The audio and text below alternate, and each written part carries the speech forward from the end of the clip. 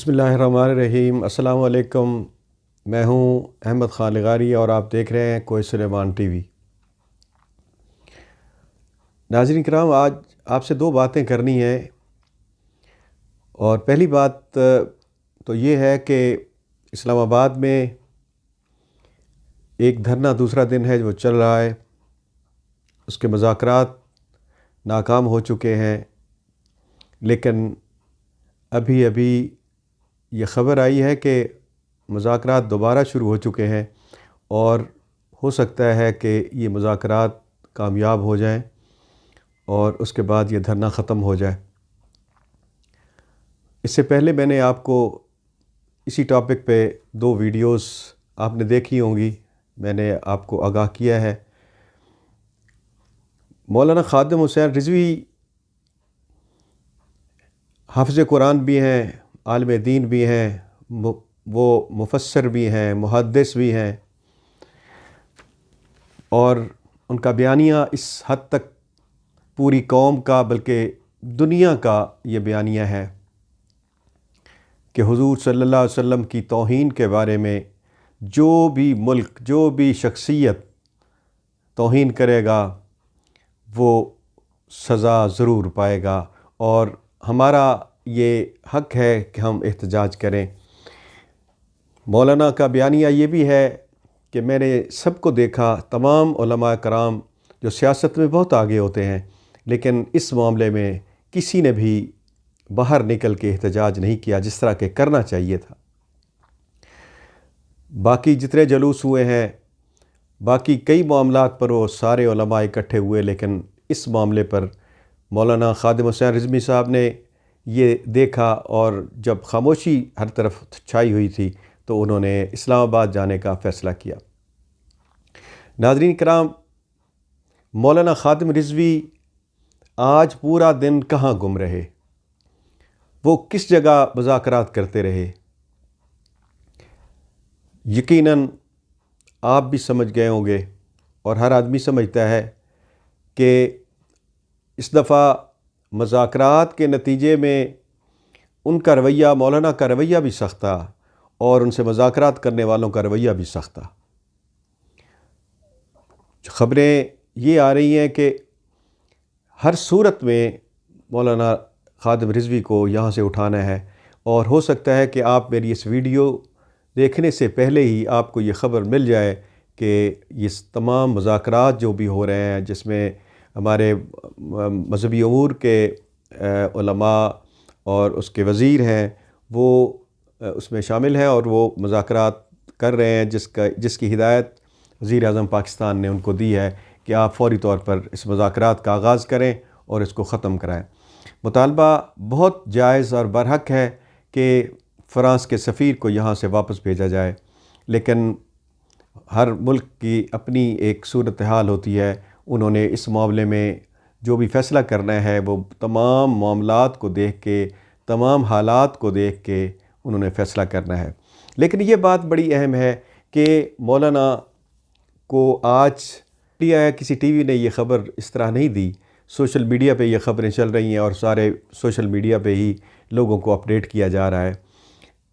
अहम बात वही है कि वो आज एक ख़बर ये थी कि उनको गिरफ़्तार किया गया है, दूसरी ख़बर ये थी कि उनको हिफाजत में लिया गया है। वो इसलिए कि पूरे पाकिस्तान में मुख्तलिफ़ थ्रेट्स मिल रहे थे कि किसी जगह पे कोई ऐसा सानिया ना हो जाए, कोई ऐसी सूरत हाल ना हो जाए जिससे बहुत सारा नुकसान हो जाए। तो लेकिन वो असल में मुज़ाकरात कर रहे थे और मुज़ाकरात में लोगों को जो तकलीफ़ हो रही है, उनके धरने से जो लोगों को तकलीफ़ हो रही है, इस्लामाबाद और पिंडी के लोग आपस में कट चुके हैं। इतनी तकलीफ़ है कि लोग आ जा नहीं सकते। लोगों को अगर अपने बिज़नेस पे, कारोबार पे, दुकान पे जाना है तो वो भी बहुत मुश्किल से वो कर रहे हैं। अगरचे हमारा मौलाना के साथ इस बात पे पूरी दुनिया का इत्तेफाक है कि हुज़ूर सल्लल्लाहु अलैहि वसल्लम की तौहीन जो भी करेगा वो हमारे लिए उसी तरह काबिले गिरफ़्त है, उसी तरह हम उसको सज़ावार समझते हैं। लेकिन अपने लोगों का भी ख्याल रखना ज़रूरी है कि अपने लोगों का भी ख्याल हो, चूँकि उनके लिए इतनी तकलीफ़ें ना पैदा की जाएं कि लोग वो परेशान हों, उनका आना जाना भी बंद हो जाए। और आपने देखा भी होगा, सुना भी होगा कि लोग इस हद तक परेशान हैं कि वो मौलाना के बारे में बातें कर रहे हैं कि ये मौलाना क्यों हर साल या दूसरे साल धरने पे आ जाते हैं, और धरने की पुश्त पनाही करने वाले शायद कुछ और लोग हैं जो मौलाना को वक्तन फ़वक्तन भेजते हैं और उनको फिर वापस भेज देते हैं। कुछ लोगों ने तो इस हद तक कहा कि ये एक आर्ज़ी तौर पे एक प्रोग्राम था और वज़ीर आज़म को ये दिखाना मकसूद था कि अगर आपने भी थोड़ी बहुत इधर उधर चूँ चरा की तो शायद अगला धरना आपके लिए भी ये हो सकता है। इससे पहले भी 2017 में जो धरना हुआ था उसके बारे में भी आप सुन चुके हैं, देख चुके हैं कि वहाँ भी रकम तकसीम की गई, पैसे तकसीम किया गए। और इस दफ़ा जो मुज़ाकरात हुए हैं वो बंद कमरों में हुए हैं और कोशिश ये की जा रही है कि ये बात भी वाज़े ना हो कि मुज़ाकरात करने वाले कौन हैं और उसके बाद उनके साथ क्या लेन देन किया गया। उम्मीद है कि ये मामला बहुत जल्द निपटने वाला है और आज रात को ही शायद ये मामला ख़त्म हो जाए। नाज़रीन किराम, दूसरी बात गिलगित बल्तिस्तान के इलेक्शन के बारे में मैंने आपसे करनी थी कि गिलगित बल्तिस्तान का इलेक्शन हो चुका, जिसमें नून लीग का और ख़ास तौर पे नवाज़ शरीफ और उसके ख़ानदान का जो बयानिया है वो बुरी तरह पिट चुका है।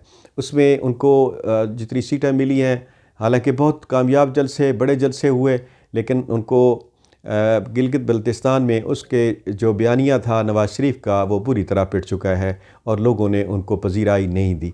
अलबत्ता पीपल्स पार्टी, जिसको बिलावल ज़रदारी साहब को चंद जगहों से ये हिदायत और चंद इशारे दिए गए कि आप वहाँ जाएं और जाके अपना काम करें, तो वो बड़े इस मामले में बड़े पुरुमीद थे कि शायद वो हुकूमत बना लेंगे, लेकिन उनको भी उस तरह पजीराई नहीं मिल सकी। चूँकि ये हमेशा से ऐसे ही होता रहा है कि जब जो वफाकी हुकूमत होती है वो इस तरह की आज़ाद कश्मीर हो या गिलगित बल्तिस्तान हो, उनकी ही हुकूमत बनती है। इसको ज़रा आप पीछे जाएं तो देख लें कि नून लीग के दौर में उनकी हुकूमत थी, पीपल्स पार्टी के दौर में उनकी हुकूमत थी।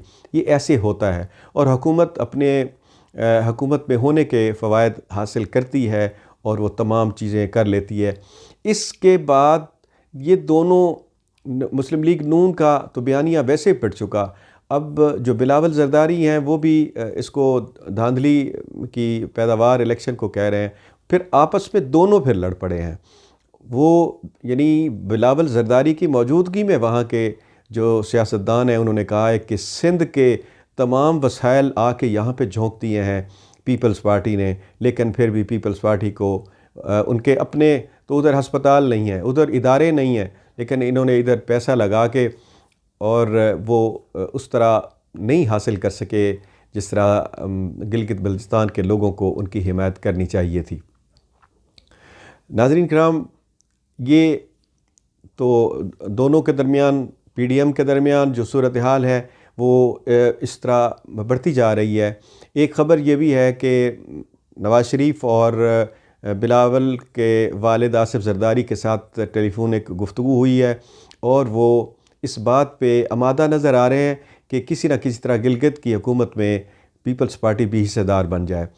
क्या नतीजा निकलता है ये भी आप बहुत जल्द देख लेंगे। उम्मीद है कि उनके दोनों के जो नुक्ता नज़र हैं वो बड़े मुख्तलिफ हैं। नून लीग अलग लाइन उसने ली हुई है और पीपल्स पार्टी ने अलग लाइन ली हुई है। हम बहुत पहले से कह रहे हैं कि ये दोनों अलग अलग हो के, और आपको पता है आसिफ ज़रदारी बहुत पुराने खिलाड़ी हैं, वो देख रहे हैं, वो उन हालात के मुताबिक चल रहे हैं ताकि इस्टेब्लिशमेंट के साथ भी लड़ाई ना हो, उनके साथ झगड़ा भी ना हो और अपने मफादात भी हासिल करें। और फिर उन्होंने ये भी किया है कि वो अपने जितने भी फलूते वाले थे या बाकी दीगर लोग थे उनके ज़रिए उन्होंने पैसे भी जमा कराए हैं और वो अरबों रुपए जमा करा चुके हैं। और इस लिहाज से वो इस्टेब्लिशमेंट की नज़र में भी और हुकूमत की नज़र में भी इस लिहाज से बेहतर हैं चूँकि उन्होंने जो खाया हुआ माल है वो भी वापस कर दिया है काफ़ी हद तक, और अनकरीब बाकी मामलात में भी वो अपने आप को वहाँ से क्लियर करवाते जाएंगे। लेकिन जहाँ तक नून लीग की है, उसमें रोज़ बरोज़ बढ़ रही है, खलीजें बढ़ रही हैं उनके दरमियान। उनके लीडरों के जो मामलात हैं वो भी आपस में ठीक नहीं हैं।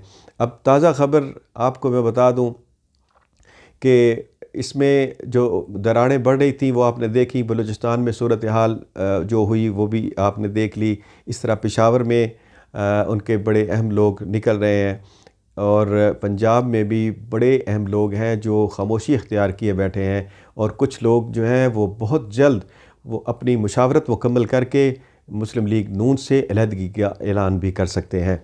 और लाहौर में जो बहुत अहम शख्सियत हैं ख्वाजा साद रफ़ीक, उन्होंने तो चूँकि वो बहुत पहले के नाराज़ हैं, उन्होंने ये कहा है कि चूँकि हम गरीब बाप के बेटे हैं और एक पुराने मुस्लिम लीगी वर्कर के बेटे हैं, हम इतना अरसा गिरफ़्तार रहे लेकिन हमारी किसी ने सुनी भी नहीं है। और नून लीग वालों ने और ख़ास तौर पे मियाँ साहबान ने उनकी बात नहीं सुनी।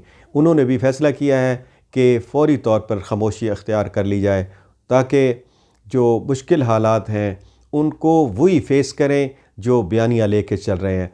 और आपको यकीन आ जाएगा कि ये जितना भी फ़ौज के मुखालिफ बयानियाँ वाले हैं, इनको कहीं रास्ता नहीं मिलेगा। ये एक बंद गली में चले गए हैं और उनके पास कोई और रास्ता नहीं है कि ये उनसे मामलात अपने ठीक करें। और ये भी है कि मामलात सिर्फ़ रुक नहीं गए, ये चल रहे हैं।